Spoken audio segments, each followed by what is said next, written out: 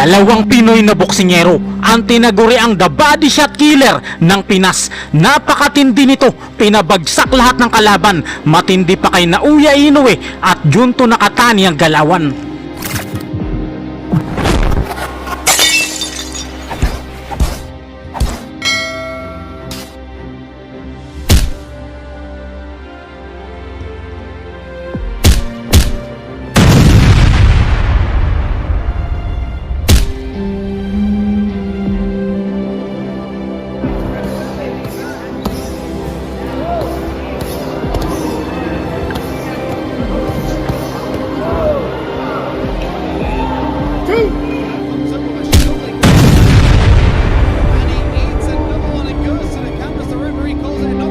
Ospital talaga ang inabot ng Thai na kalaban dahil nawasak ang atay niya sa ating kababayan. May isang Thai na boksingero ang minaliit ang ating kababayan. Sobrang hambog nito sa laban at binaliwala ang lakas ni kabayan.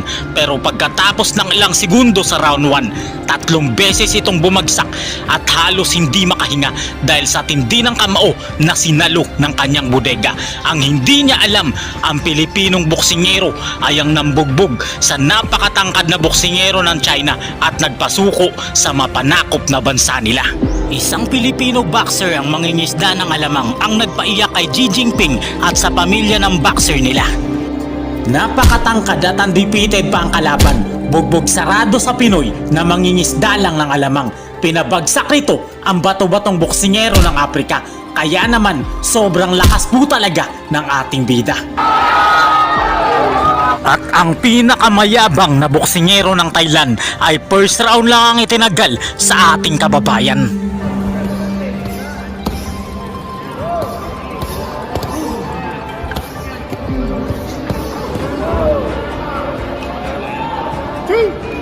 May isang Pinoy na boksingero ang manghingisda ng alamang na naging bagong kampiyon sa Super Lightweight Division pagkatapos niyang bugbugin at wasakin ang undefeated boxer ng bansang China. Napakatangkad po ng kalaban ng ating kababayan pero no match ito sa kanyang kakayahan. Kaya naman ito talaga ang patunay na hindi kayang tapatan ng isang Chinong mandirigma ang boksingerong Pilipino dahil ang akala talaga niya ay easy fight lang ang maliit nating bida. Iyak ang kanyang pamilya sa bansang China at si Xi Jinping na pangulo nila. Si Elmo Remo Traya ay nagmula sa bayan ng Mandawi, lalawigan ng Cebu. Nagmula sa pamilya na mga mangingisda ang ating pambato bago naging isang profesional na boksingero. Nito lang June 24 taong 2023, nabigyan ng pagkakataon ng ating pambato para sa kampyonato ng WBF Australasian Super Lightweight Division. Pero hindi madali ang magiging laban ni Elmo Traya dito sapagkat makakalaban niya ang isang napakatangkad at walang talo na boksingero ng China. Si Wiwi Liu ay kumpiyansa na tatalunin at makikeo ang ating pambato. Yan ang mga sinabi niya sa interview. Pero ang hindi niya alam, si Elmo Traya ay ibang klaseng boksingero. Bugbog sarado ang sasapitin niya sa ating pambato. Round number 1, sobrang laki ng kalaban. Mahaba ang galamay nito at mahirap patamaan. Pero pinasok ng Pinoy ang kanyang depensa at nakipagsabayan.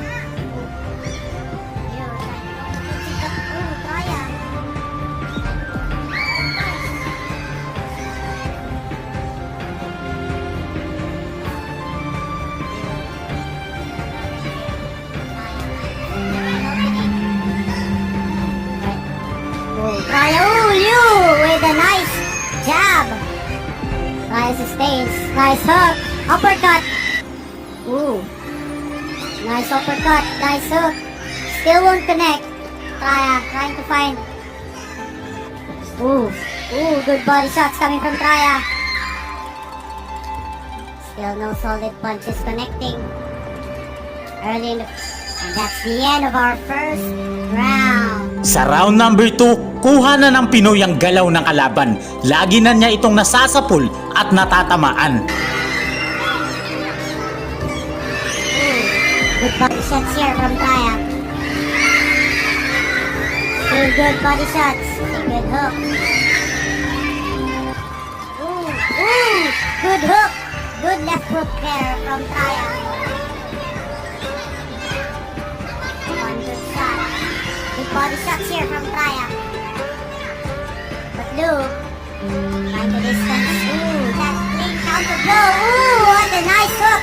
from Liu.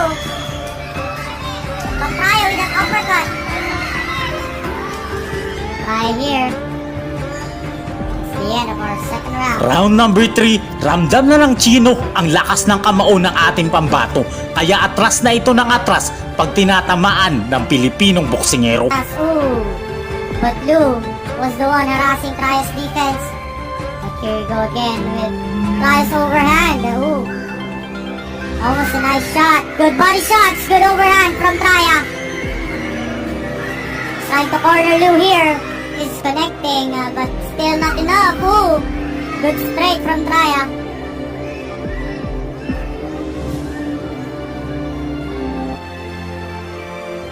Traya is... Ooh, that's a good hit. Ooh. Traya's punches. Trying to connect. That's the end. Sa round number 4, ginamit na ng Pinoy ang kanyang liksi sa laban. Hindi na siya madaling matamaan at laging nasasapul niya ang kalaban. Liu's defense is just like the Great Wall of China. But then again, Traya's offensive here. Almost being cornered here.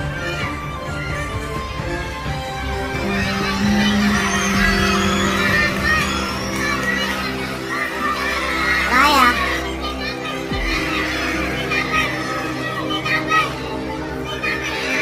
Here goes Traya.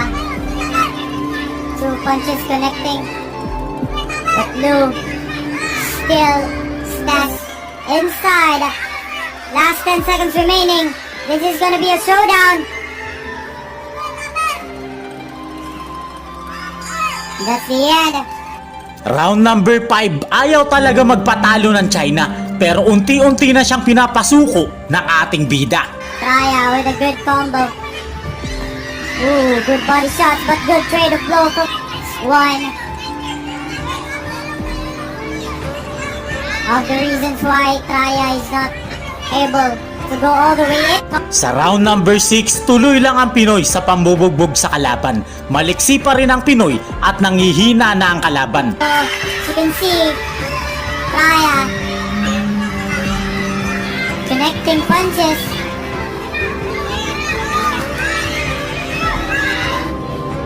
Liu is going for a different angle here. Ooh. Liu is starting to grow aggressive.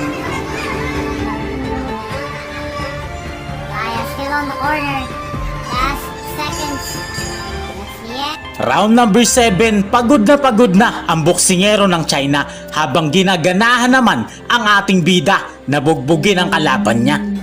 Ooh, on the corner. Liu trying to push Traya on the corner, but Traya here trying to go aggressive. Trying to push back Liu.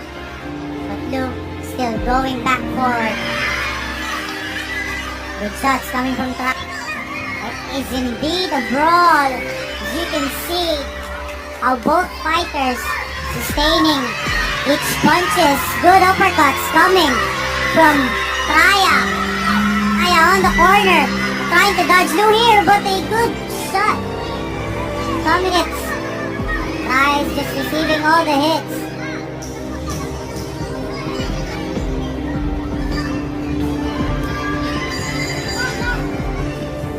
Sa round number 8, sabayan na ang dalawang boksingero pero nakakalamang dito ang ating pambato. Kahit na matangkad at matibay, ang Chinong boksingero ay nabugbog talaga ito ng gusto ng ating pambato. Both trading blows. Who's gonna go down first? Good hit from Traya. Another good hit. Ooh! A good straight coming. That was a good fight. Malinaw na panalo dito ang ating pambato kaya nakuha niya ang kampyonato at ipinagmamalaki siya ng mga Pilipino dahil natalo niya ang mapanakop na boksingero. Araw naman ng Huwebes, August 29 taong 2024 ay dumayo ang ating kababayan sa bansang Thailand upang sagupain ang pinakahambog na Thai na boksingero. Si Batsayan Kamon ay minaliit si kabayan pero first round lang pala ang itatagal niya sa laban. Thailand in the yellow and blue shirts. Batsayan really exploding forward now. Elmo starting the pace very, very fast. I mean, Elmo's just got to weather this storm in a situation like this. I've seen Batsayan fight so many times, and he is... Sa sobrang lakas ng kamao ni kabayan, babagsak ang Thai na kalaban kahit hindi tinamaan. Elmo again, targeting the body. Batsayan slips. Very well done by the referee. We got one of the best referees right now. Right uppercut there, and down goes Batsayan. So within the first minute, it was Tumayo pa ang Thai na boksingero pero dito na siya tatapusin ng ating pambato.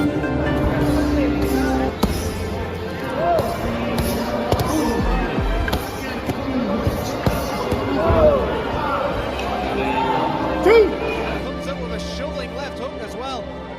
And he eats another one and goes to the canvas. The referee calls it a knockdown. yeah, it doesn't look like Batsayan is going to get up, or is he? Can he make the count? No, he's not. Wow.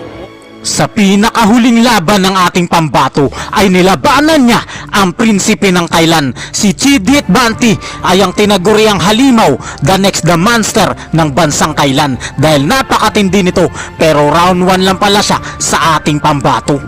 That's in for 6 rounds of action.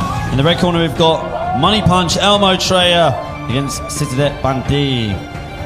Offered laterally to his right. Treya coming forward.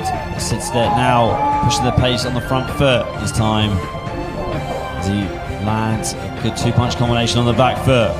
A guard here from Treya again. Citidet pushing out that straight right, that right hand and landing with the straight left. Good distance control there, just touching the glove of Treya, trying to find Treya, not snubbed by it at all and pushing forward. Good left hook there by Treya, and Citidet is down. That was a beautiful right uppercut and left hook from Treya, and it looks like Citidet is not going to make the count. Pinoy boxer na mas malakas pang bumitaw ng body shot kaysa kay Naoya Inoue. Kaya naman, eto na yung bagitong Pinoy na boksingero na may pag-asa talagang manalo kay Naoya Inoue bukod kay Casimero.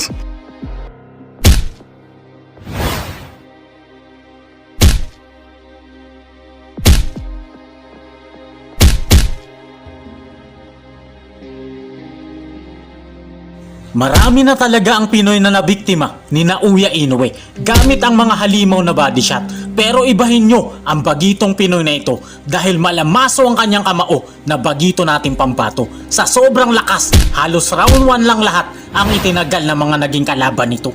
The left uppercut doesn't look like Japan's going to get up. Nagpakilala na ang boksingero na maaari talagang tumalo kay Naoya Inoue. Pinaputok ng bagitong boksingerong ito ang mga atay ng kalaban. Puro powerful na body shot ang kanyang pinakawalan na naging dahilan ng pag-ayaw ng kanyang mga kalaban dahil ang atay nila ay lubos na napinsala sa kamao ng ating kababayan. Hindi rin basta-basta tinatamaan ang ating kababayan dahil naka times 10 ang observation haki na kanyang depensang galawan.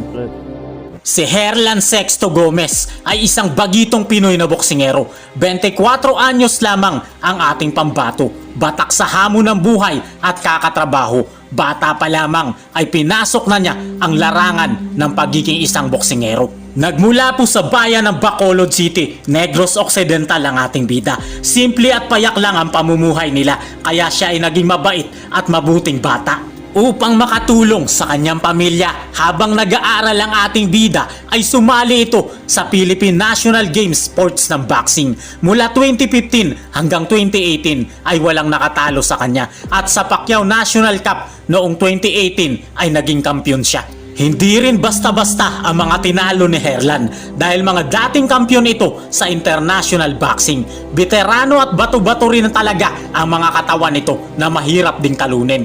Kaya naman kinabahan talaga ang hari ng mga boksingerong Hapon nang magpakilala ang ating pambato gamit ang mga malamasong kamao nang durugin niya ang mga atay na mga nakalaban nito. Sa pagpasok ng taong 2023 ay hindi pa natalo si Herlan Gomez. Knockout lahat ang nakalaban at hindi man lang umabot hanggang round 5 sa ating kababayan. Madalas hanggang round 1 lang ang mga kalaban sa sobrang lakas ng ating kababayan. Araw ng Huwebes, May 25 taong 2023 sa Space Plus Arena, Bangkok, Thailand. Dumayo ang ating pambato na si Herlan Gomez para kalabanin ang pambato ng Thailand. Si Jack Pansangtong ay may pambihirang record na 12 panalo, 11 sa mga ito ay kanyang pinatulog sa ibabaw ng lona. Samantalang ang ating pambato ay meron lamang 8 panalo, 6 sa pamamagitan ng KO at 1 talo. Kaya heavy underdog talaga dito ang ating pambato.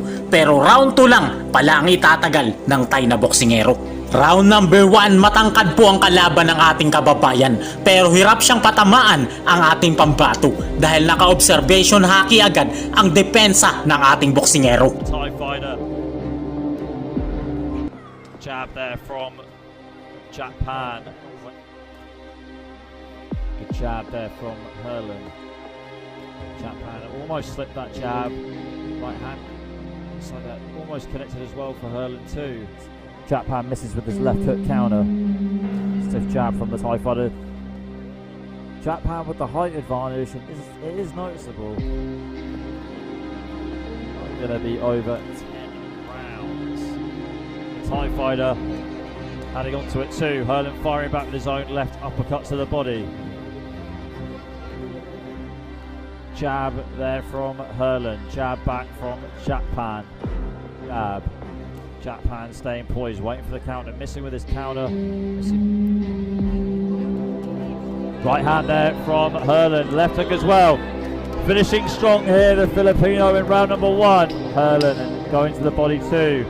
Oh, good left hook there from Herlan. He's going to town on Japan now with some more punishing haymakers with the uppercut on the right hand. Sa round number 2, dito natatapusin ng ating pambato ang Thai na kalaban nito. Puro powerful na suntok sa ulo at bodega ang papakawalan ng ating boksingero. Having a fight in the fight.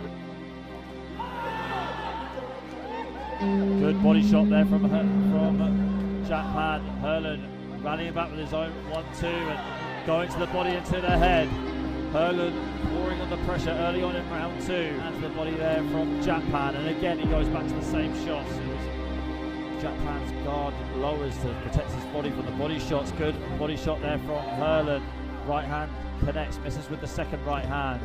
Japan trying to fire back.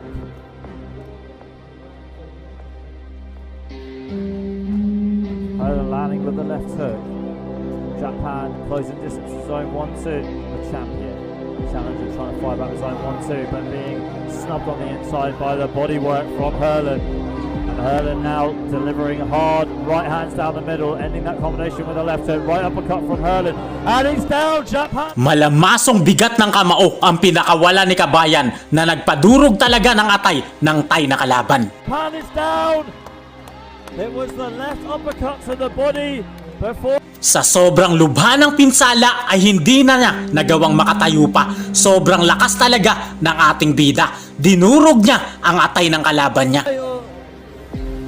That was a really good fought matchup between these two. 3 buwan na makalipas, araw ng Sabado, August 26 taong 2023 sa Le Meridian Arena, United Arab Emirates, muling dumayo si Herlan Gomez para ipalapa daw sa hari ng India. Si Vikas Dahiya ay may batu-batong pangangatawan at isa ring di kalibreng boksingero at papagapangin daw niya ang ating pambato. Pero round 1 lang pala ang itatagal niya sa ating boksingero.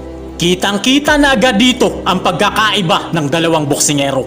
Pang heavyweight ang kamao ng ating kababayan na dumaan sa malinis at maayos na proseso. Kaya nagmukhang pang mekos-mekos na pagkain ang galawan ng Indiano.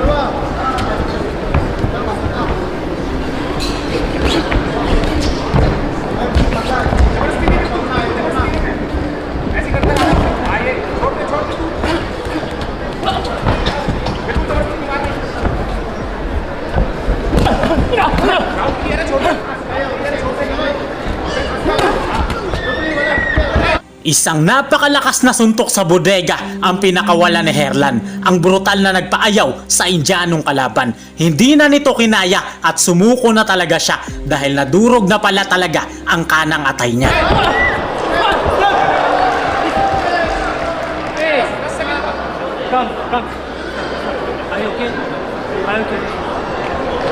Kaya naman dahil dito ay si Herlan Gomez ay kinatakutan ng buong Japan, lalo na sina Uya Inoue na pwede na talagang tapatan.